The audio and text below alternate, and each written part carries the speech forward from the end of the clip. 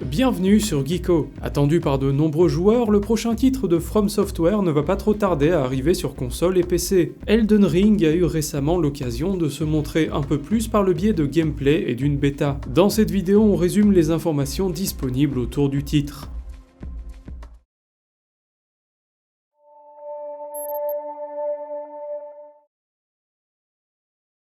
Les créateurs de Dark Souls sont de retour pour un nouveau titre exigeant comme ils en ont l'habitude. Elden Ring est un nouvel action RPG dans la veine des dernières productions du studio. Celui-ci compte cependant faire évoluer la formule en proposant de nouvelles choses et notamment un monde ouvert. Elden Ring sera bien leur plus grand jeu jamais réalisé. Un projet annoncé il y a maintenant quelques années avec un argument phare, faire un univers de dark fantasy à l'aide d'un auteur de renom.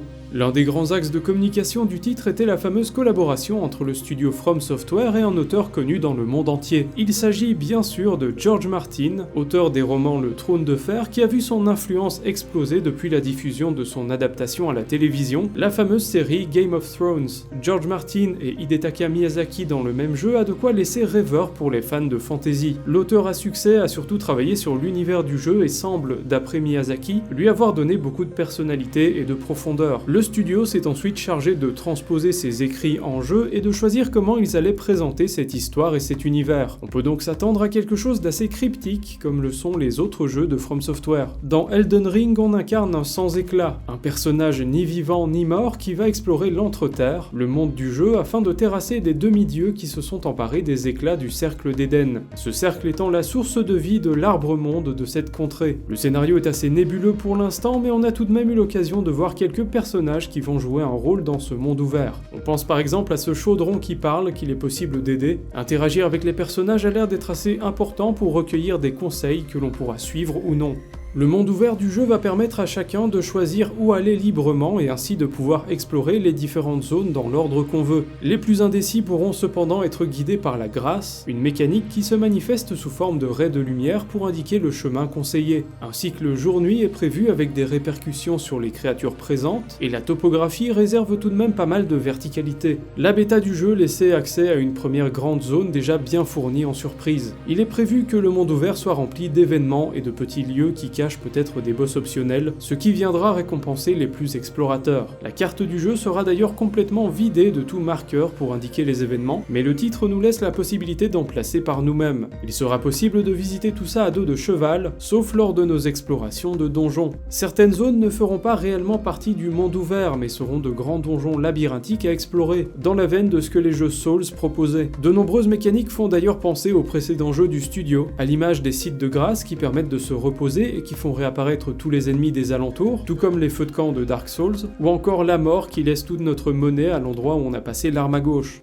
Côté combat, le titre va aussi reprendre de nombreuses idées des précédents jeux du studio, et semble être une sorte de mélange entre les jeux Souls et le dynamisme de Sekiro. Il sera possible de customiser les armes et les capacités de notre personnage, avec d'ailleurs un petit système de craft, ce qui permettra d'adopter des styles de jeu différents. Le titre semble également donner une certaine importance aux différentes magies utilisables. On pourra également invoquer des fantômes d'ennemis pour qu'ils nous aident en combat, mais pour ça, il va falloir explorer et trouver des objets d'invocation. Il sera également possible de faire un peu d'infiltration et d'éviter de nombreux affrontements en restant discret et en contournant les ennemis. On retrouve aussi le côté multijoueur en ligne des Souls, on pourra ainsi s'inviter dans la partie d'autres joueurs et se battre contre eux, ou à l'inverse, jouer en coopération jusqu'à 4.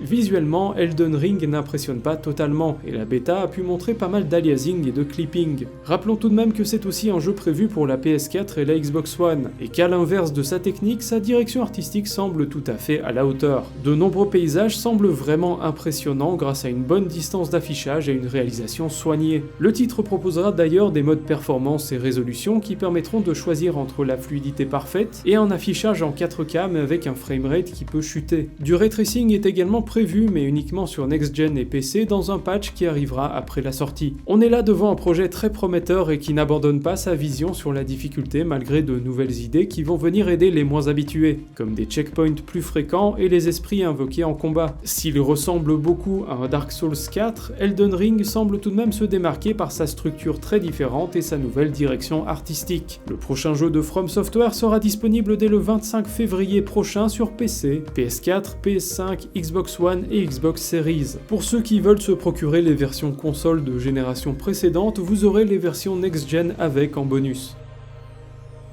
Merci d'avoir regardé cette vidéo jusqu'au bout. Si vous avez aimé, n'hésitez pas à laisser un pouce vers le haut, à partager, à vous abonner à la chaîne pour ne pas manquer les prochaines vidéos. Et dites-nous aussi dans les commentaires si vous comptez vous lancer dans l'aventure Elden Ring quand il sortira.